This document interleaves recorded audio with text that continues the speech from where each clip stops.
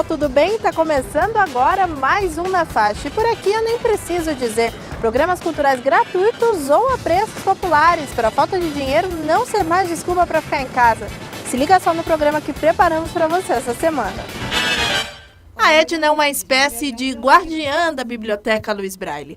Conhece cada pedacinho do espaço onde trabalha há 26 anos e sabe, mais do que ninguém, contar a história do lugar. Essa biblioteca ela nasceu em 1947. Esse ano nós estaremos comemorando os nossos 70 anos de Biblioteca Braille. Ela foi fundada por Dona Dorina de Gouveia Noil, que foi fundadora também da Fundação Dorina Noil, já é falecida, mas foi a criadora da nossa biblioteca junto com Lenira Fracaroli. E era uma sala lá na Rego Freitas, na Biblioteca Monteiro Lobato, tanto é que a gente chamava de Biblioteca Monteiro Lobato, uma salinha pequenininha e tal. Depois, com o tempo, veio para cá. Recentemente reaberta, a biblioteca tem mais de 4.000 títulos em livros e ainda transcreve para o Braille aproximadamente 20 por ano. Tudo isso dá trabalho. Para você ter uma ideia, esses 7 livros empilhados, que juntos reúnem mais de 700 páginas, são a versão em braille do clássico Memórias Póstumas de Brás Cubas, de Machado de Assis. A versão em tinta da mesma publicação não chega a 200 páginas. Mas a Neuza nem se importa com o tamanho dos livros, que pega emprestado quase toda semana. Inclusive eu estou com 4 livros na minha mochila para levar. Apesar do esforço para manter as prateleiras atualizadas, o acervo da biblioteca não se resume ao papel. Esse aqui é o estúdio onde voluntários gravam aproximadamente 35 audiolivros por ano. Ao todo, o visitante tem acesso a mais de 1.400 títulos completos. Quem não quer esperar a narração dos voluntários pode trazer os próprios livros. O computador na biblioteca garante a narração de vários conteúdos graças a um scanner especial e um programa de áudio que funciona assim. Lista de doenças raras que tem como objetivo ampliar a discussão do tema e alertar autoridades públicas, bem como a sociedade civil sobre. A Biblioteca Luiz Braille está aberta no Centro Cultural São Paulo de terça a sexta, das 10 da manhã às 7 da noite, e aos sábados até às 6 da tarde. Os empréstimos de livros são liberados para usuários cadastrados gratuitamente.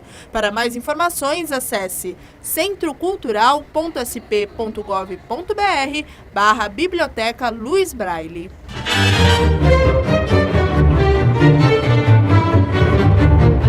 Entre as décadas de 40 e 50, um importante espaço ajudou a fomentar o mercado da arte e, consequentemente, o modernismo aqui em São Paulo.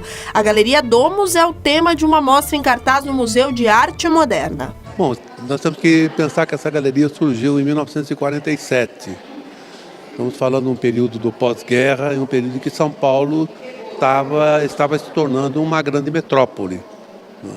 E havia focos de cultura, polos de cultura muito importantes, um teatro, um cinema, como a Companhia Vera Cruz, o Teatro Brasileiro de Comédia, a Sociedade de Cultura Artística. Então, dentro desse contexto, surgem, né, os museus, o Museu de Arte de São Paulo, né, e depois o Museu de Arte Moderna, e a galeria é um dos eventos importantes nesse período, vamos dizer assim, de grande produção cultural em São Paulo.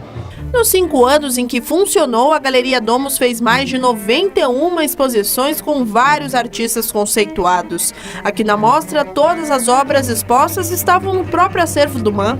Olha, foi muito interessante encontrar no acervo do MAM, que essa exposição é feita só com o acervo do MAM, obras dessa época e dos pintores que expuseram na galeria, não é?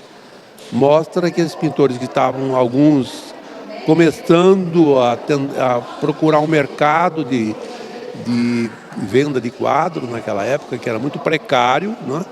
E realmente conseguiram um nome dentro da arte brasileira e estão aqui guardados, né? Resguardados aqui no MAM. Para conferir obras de Vitor Brecheret e outros grandes artistas que expuseram na Galeria Domus, é só passar no Museu de Arte Moderna de São Paulo de terça a domingo, das 10 da manhã às 5h30 da tarde. Aos sábados, a entrada é na faixa, nos outros dias, R$ 6. O Museu de Arte Moderna está no Parque Ibirapuera, com entrada pelo Portão 3.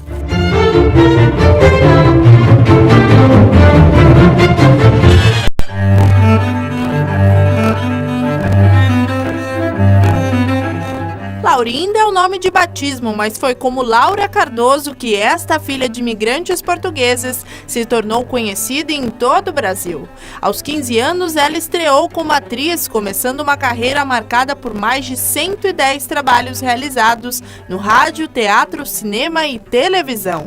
Através desses tecidos, os visitantes podem relembrar alguns personagens. Bom, a gente revive todos os personagens dela, né? E esse pedaço aqui que tem os tecidos, eu me lembrei demais da novela. É muito sensorial. Arquivos de família e de instituições culturais, como os Museus da Imagem do Rio e de São Paulo, formam a ocupação Laura Cardoso. A exposição foi montada de forma que o público transite livremente pelos elementos que contam a história profissional e pessoal da atriz que teve o palco como principal escola. Ela representa uma geração inteira de atores que não tiveram um estudo, uma escola, que eles aprenderam na prática. Então a Laura traz muito isso. Então, ela representa um passeio por todo esse desenvolvimento da rádio, da televisão, do teatro no Brasil. É legal assim, o layout da exposição, porque você decide o que você quer ver primeiro, você decide qual é o melhor momento para ver uma foto, para ver um vídeo. E tem essas cadeiras, você senta e pensa um pouco no outro vídeo que você acabou de ver. É uma coisa legal. Este é o Canto da Memória, um dos 3 espaços da ocupação. Nele, fotografias, roteiros de peças e depoimentos de colegas e familiares possibilitam que o visitante acesse algumas lembranças da atriz que este ano completa 90 anos de vida. Hoje em dia ela é uma atriz que a gente não precisa nem citar sobrenome, todos nós conhecemos, todos nós sabemos o rosto dela, o papel fundamental que ela tem na televisão e no teatro. Não é preciso muito para falar que Laura Cardoso é a mulher do teatro. Como falar de Laura Cardoso é o mesmo que falar do teatro brasileiro, a ocupação preparou uma programação especial. Essa programação é uma programação de teatro que acontece dentro do espaço da ocupação, em torno de uma mesa que representa a leitura de mesa, o estudo do texto, né, que é também muito caro a essa geração. E aqui o público vai poder ouvir, né, leituras dramatizadas feitas por atores, grupos de teatro da cidade, é um encontro também de gerações, de textos que ela encenou ao longo dessa carreira. A ocupação Laura Cardoso fica em cartaz até 30 de abril no Itaú Cultural, na Avenida Paulista. A entrada é gratuita. Mais informações no site itaucultural.org.br.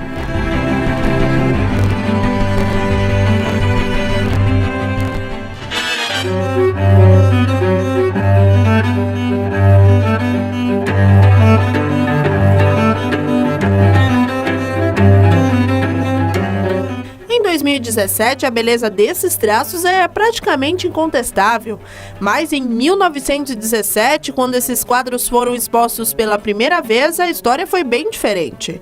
A então iniciante Anita Malfatti teve o seu talento contestado, inclusive por um crítico do jornal O Estado de São Paulo chamado Monteiro Lobato.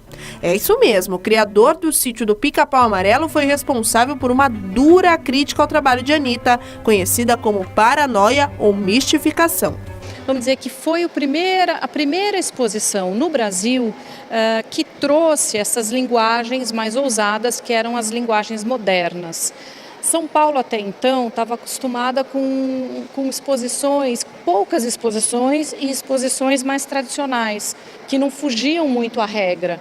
E a exposição da Anita, em 17, fugiu completamente à regra e causou muito espanto, né? Primeiro, muita curiosidade e depois, vamos dizer assim, de uma forma positiva inicialmente, e depois que o Monteiro Lobato fez a crítica no Estadão e que essa crítica repercutiu, enfim, as pessoas continuaram curiosas, mas aí de um ponto de vista assim, já com uma má vontade, vamos dizer, né? Em comemoração ao centenário desta exposição, que foi um dos primeiros contatos do Brasil com o modernismo, o Museu de Arte Moderna recebe a exposição Anita Malfatti 100 anos de arte moderna, que conta com mais de 70 obras da artista.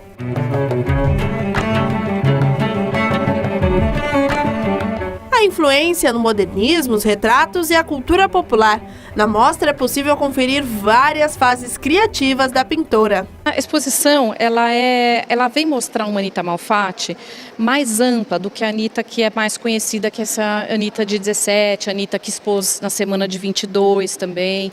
Enfim, a ideia da exposição é mostrar outras facetas, não só da produção da Anita, mas como do modernismo brasileiro, né? Então a ideia é mostrar essa Anita que é bem conhecida e uma Anita que é muito pouco conhecida, que é essa, vamos dizer, essas outras facetas do modernismo, que são, por exemplo, o retorno à ordem. O que é o retorno à ordem? É um momento, na década de 20 da produção dela e na década de 30 dos demais modernistas brasileiros, em que eles vão dialogar com a tradição, que eles vão dialogar com a história da arte, que eles vão se apropriar dessa visualidade que a história da arte traz, não para confrontar, não para destruir, não para renegar, mas ao contrário, para se apropriar dela, para conhecer e para estabelecer um diálogo entre a contemporaneidade, né, aí década de 20 e 30,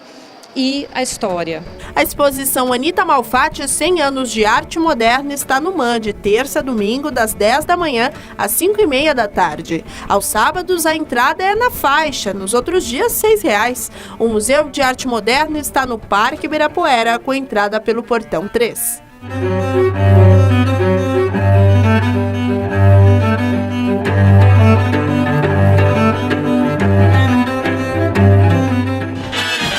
E aí, gostou das dicas? Então fique ligado, semana que vem tem muito mais. Eu te espero no próximo Na Faixa. Até a próxima, tchau, tchau.